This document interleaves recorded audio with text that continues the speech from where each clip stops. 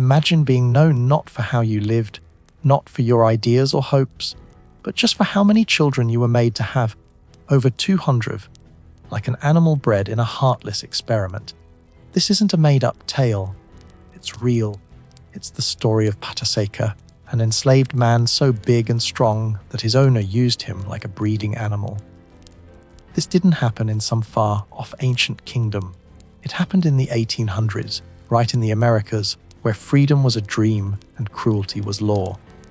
His body was turned into a tool for making more slaves. His children were treated like money, sold before they could even speak their mothers' names. And the system that did this was one of the most evil in history. Slave breeding, a crime hidden behind ledgers and legal deeds. In the early 1800s, as some countries started banning the slave trade, something even worse began on plantations. The world pretended to turn away from slavery's horrors, but in the shadows, the nightmare grew darker. In January 1808, the US and Britain made it illegal to bring enslaved Africans across the ocean. No more ships packed with chained people would sail from Africa, at least not officially. But ending the slave trade didn't mean ending slavery. Far from it. Instead, it birthed a new kind of hell. This change terrified slave owners. Their supply of enslaved workers was shrinking, but they needed more than ever. The American South and the Caribbean were booming with crops like cotton, rice, and sugar, now the backbone of huge profits, the fuel of empires. The cotton gin, invented by Eli Whitney, made processing cotton faster, so even poor land became valuable if there were enough slaves to work it. And so, the math of suffering began. How to make more slaves without importing them? The answer was as old as livestock farming, but now applied to human beings. But enslaved people died young from disease, starvation, overwork, and abuse. The fields were littered with unmarked graves, the air thick with the silence of stolen lives. With no new Africans coming in and enslaved populations dropping, owners came up with a cold, calculated solution: forced reproduction. This was the start of slave breeding as a business, a system where love was forbidden but rape was routine. Women were treated like baby-making machines, their wums counted as inventory. Men were picked for their strong genes, their bodies inspected like cattle at auction. Human lives became just another crop to grow, harvested in blood and pain. Enslaved women were made to have child after child, no matter how it hurt their bodies or hearts. Some died in childbirth, their babies taken before their bodies grew cold. Huge, muscular men like Pataseka were forced to father children with many women, not as partners, but as tools. This wasn't rare. It was planned, widespread, and brutally cruel, a secret everyone knew, but no one dared name. This is how Pataseka, also called Patasa or Jose Florencio Patka, became a legend. Born enslaved in Brazil, where slavery lasted until 1888, longer than anywhere else in the West, his fate was sealed early. His life was not his own from the moment he drew breath. He was a giant, 7 feet 2 inches tall, with legs too long and hands and feet too big, as if his body itself was a rebellion against the smallness forced upon him. Other enslaved people called him Pataseka, meaning dry, poor, maybe because of his strange shape, or as a bitter joke about his life, a life where even his name was not truly his. But to his owner, Francisco Duna Bueno, Pataseka's body meant money, a living factory for producing more slaves. Pataseka didn't work in the fields.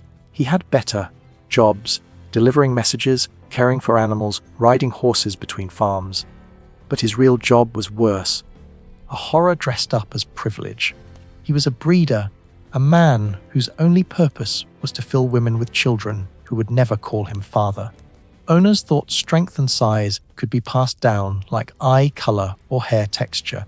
Big, tall men like Pataseka were expected to make strong children, little workers who could labor longer and harder.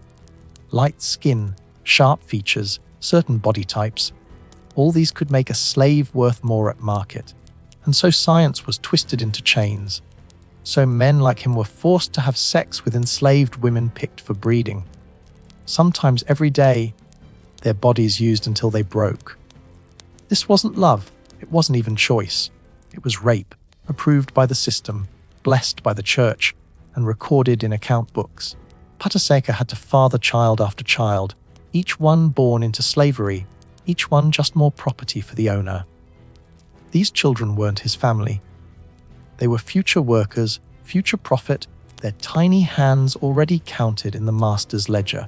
Pataseka was just a living tool in the slavery machine, his humanity erased one child at a time. Today, about 30% of people in Santa Eudoxia Estado Carlos, Brazil, are likely his descendants. His bloodline spread not because he chose to, but because he was forced to. His genes are rebellion he never consented to. But this isn't a happy family story. It's a story of stolen lives, of a man who became an ancestor against his will. Pataseka never knew most of his children. He never held them, named them, or raised them.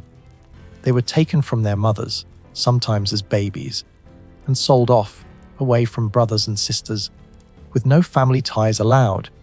These children grew up as property, picking cotton in blazing heat, cleaning their owners' homes, beaten for small mistakes, kept illiterate so they wouldn't dream of freedom. Some were whipped for crying for their mothers, others forgot their own faces in the mirror. Teaching an enslaved child to read was seen as risky. Knowledge might make them rebel, might make them ask, why? So whole generations were kept ignorant on purpose, with no hope, no future, no right to even feel like people. The cruelty never stopped. They were whipped, chained, broken. Their pain didn't matter, their tears just water on the master's boots. Meanwhile, Pataseka lived as human livestock. He got better food and care than field slaves, not because they cared about him, but to keep him breeding like a prize bull. His whole value was in his body, his heart irrelevant, his soul ignored. This system didn't just treat people as things.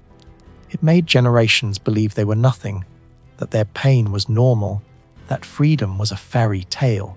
Families were destroyed before they could exist, mothers mourning children they'd never see again. But Pataseka survived, a testament to resilience in the face of unimaginable evil. When Brazil finally ended slavery in 1888, his life changed. His former master gave him land, maybe from guilt, maybe as payment for all the slaves Pataseka had fathered, a feeble attempt to balance the scales of justice. On that land, Pataseka built his own life.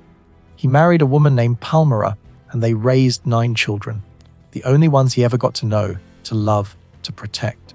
He called his farm Canto do Pataseka and made rapadura, hard cane sugar, his hands finally working for himself. The work was hard, but it was his land, his family, his freedom, bought with a lifetime of suffering. For the first time, Pataseka lived as a man, not property. But the pain never left. He never found the hundreds of children he'd been forced to father. No records existed. They'd never been treated as people worth remembering. Their births noted only as increases in inventory. That's the deepest tragedy of Pataseka's life. Families erased, roots torn up, history wiped away. His story isn't about victory.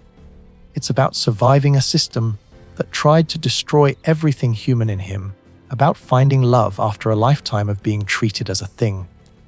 This is the hidden truth of slavery, not just whips and chains, but forced pregnancy, stolen fatherhood, and people treated like numbers. Pataseka's story shows the factory, like cruelty behind farms and money, the way evil wears a suit and counts its profits.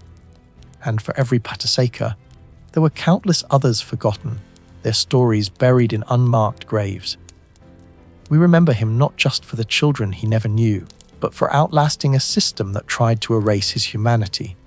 His legacy is a warning that cruelty wears many faces and freedom is never free. Pataseka's story is one of unimaginable pain, but also of survival. A man who was stripped of his humanity, yet refused to be erased. His life forces us to confront the darkest corners of history, not to dwell in despair, but to remember, and to fight for a world where no human is ever treated as property again. If this video moved you, share it. Let his story be heard. Slavery didn't end in 1888. Its echoes still shape our world today. The least we can do is bear witness. Don't forget to like, subscribe, and hit the notification bell for more untold stories of history's silenced voices. Stay curious, stay compassionate, and as always, keep remembering.